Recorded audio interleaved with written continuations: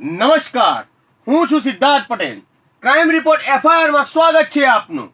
FIR માં આજે આપણે અનેક ગુનાઓનો પર્દાફાશ કરીશું. તો શરૂઆત કરીએ હવસખોરોની હેવાનિયતની. ક્યાં છે કાયદો અને ક્યાં છે વ્યવસ્થા? કેમ નથી કાયદાનો ડર? હવસખોરો કેમ બન્યા છે બેકાબુ? માસૂમ દીકરીઓને કોણ બચાવશે આ હવસખોરોના ચુંગલમાંથી? ફરી એક વખત માસૂમનો થયો છે શિકાર. 10 વર્ષની માસૂમને હવસખોરોએ પીંખી નાખી અને માસૂમની ચીસો દબાઈ ગઈ.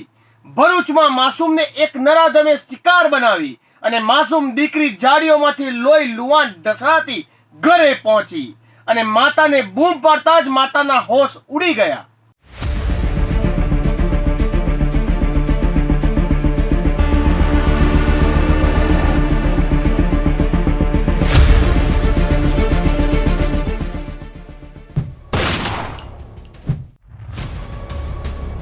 હવે વિશ્વાસ કરવો તો કોના પર કરવો એ પણ કહેવું મુશ્કેલ છે.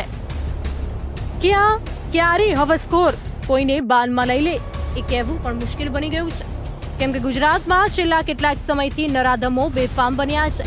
ત્યારે વધુ એક ઘટના ભરૂચથી સામે આવી છે. ઝઘડિયા GIDC વિસ્તારમાં મજૂરી કામ કરી પોતાનું જીવન નિર્વાહ ચલાવતા પરિવાર પર આભ ફાટી પડ્યું છે. રમતી ખીલતી 10 વર્ષીય માસૂમ બાળકીને તેના જ બાજુમાં રહેતા 36 વર્ષીય શખ્સે અપહરણ કરી હવસનો શિકાર બનાવી છે. એ દીકરીને ક્યાં ખબર હતી કે મારી બાજુમાં જે શખ્સ છે તે નરાધમ છે. પોતાના મકાન નજીક રમી રહેલી માસૂમ પર નરાધમની નજર પડી હતી. નરાધમે માસૂમ પર બગાડી દાનત. 36 વર્ષીય નરાધમે બાળકીનું પહેલા કર્યું અપહરણ. બાળકીને મકાનની પાછળ આવેલી ઊંચી દિવાલ પર ઉચકી જાડીઓમાં લઈ ગયો. નરાધમે પહેલા બાળકીને માર્યો માર અને પછી આચર્યું દુષ્કર્મ. મજૂરી કામ કરતા પરિવાર પર આભ ફાટી પડ્યું છે. એ પરિવારે વિચાર્યું પણ નહીં હોય કે મારો પાડોશી એની નજર મારી માસૂમ દીકરી પર છે. એ નરાધમે ક્રૂરતાની તમામ હદો પાર કરી બાળકીને પીંખી નાખી હતી. આ નરાધમે વિકૃતતા એટલી હદે વટાવી કે બાળકીના ગુપ્તાંગમાં ગંભીર ઇજાઓ પણ પહોંચાડી છે.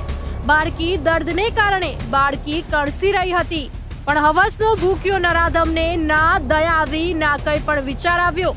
બસ એના મગજમાં તો હવસનો કીડો સળવળતો અને આખરે માસૂમને તેને પોતાની હવસનો શિકાર બનાવી માસૂમને તર છોડી દીધી.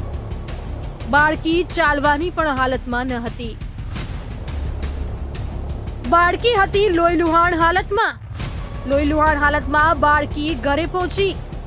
ઘરે પહોંચતા જ બાળકીએ પોતાની માતાને બૂમો પાડી. માતાએ દીકરીની હાલત જોતા જ માતા પણ ભાંગી પડી હતી. માતાએ આજુબાજુના લોકોને ભેગા કરી બાળકીને હોસ્પિટલ પહોંચાડી. બાળકીને ગંભીર હાલતમાં ભરૂચની હોસ્પિટલ ખાતે લઈ જવામાં આવી હતી.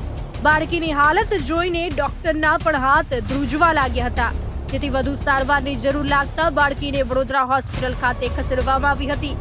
ઘટનાની જાણ થતાં જ અંકલેશ્વર DYSP ડોક્ટર કુશલ ઓઝા સહિતના પોલીસ કર્મીઓએ હોસ્પિટલમાં દોડી આવી બાળકીની માતાની ફરિયાદના આધારે અલગ અલગ ટીમો બનાવી તપાસ હાથ ધરી હતી. આ સમય દરમિયાન પોલીસે માહિતીના આધારે તેની બાજુમાં રહેતા હવસખોરને ઝડપી પાડ્યો હતો.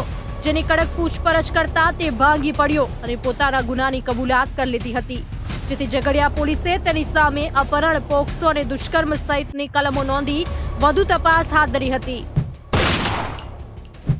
ઝઘડિયા GIDC વિસ્તારમાં એક પરપ્રાંતીય શ્રમિક પરિવારની બાળકી પર એક દુષ્કર્મની ઘટના બનેલ છે. જે બાબતે પોલીસને ખબર પડતા જ પોલીસ તરત એક્શનમાં લાવેલ. બાળકીને હાલમાં હોસ્પિટલમાં દાખલ કરી તેની ઉપર સારવારની કાર્યવાહી ચાલુ છે તથા પોલીસની જે તપાસની કાર્યવાહી છે તે ચાલુ છે. નરાધમ મૂળ રહેવાસી છે ઝારખંડનો. નરાધમ મજૂરીનું કરતો હતો કામ. બાળકીની બાજુમાં જ રહેતો હતો નરાધમ. હાલ બાળકીની તબિયત સ્થિર છે. પોલીસની ટીમે ગણતરીના કલાકોમાં નરાધમ આરોપીને ઝડપી લીધો છે.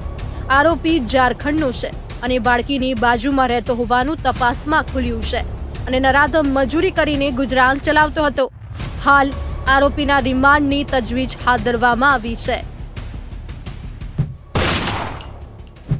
લૂંટ, ચોરી, ખૂન, બલાત્કાર ક્યારે અટકશે ગુનાઓની ભરમાર? ક્યાં સુધી માસૂમો બનતા રહેશે શિકાર? આ નરાધમને પોલીસે ઝડપી પાડી અલગ અલગ કલમ હેઠળ ફરિયાદ નોંધી છે. તેને કડક સજા પણ પોલીસ અપાવશે. પરંતુ ક્યાં સુધી બાળકીઓને આવા નરાધમો શિકાર બનાવતા રહેશે? આ પહેલી ઘટના નથી. આવી અનેક ઘટનાઓ ભૂતકાળમાં બની ચૂકી છે અને આ ગુજરાતમાં ખૂબ જ ચિંતાજનક છે. ત્યારે આગામી સમયમાં પોલીસ તંત્ર વધુ કડક થાય અને આવા નરાધમો માટે પણ કોઈ ફૂલ પ્રૂફ પ્લાન બનાવવો પડશે, જેથી આવા નરાધમોને ડામી શકાય. ગૃહ રાજ્યમંત્રી કહી રહ્યા છે કે પાછલા 10 વર્ષ કરતા ક્રાઇમના આંકડાઓ ઘટ્યા છે, પરંતુ આવી ઘટનાઓમાં હજુ ઘટાડો નથી થયો. તે દિશામાં પણ વિચારવું જરૂરી છે.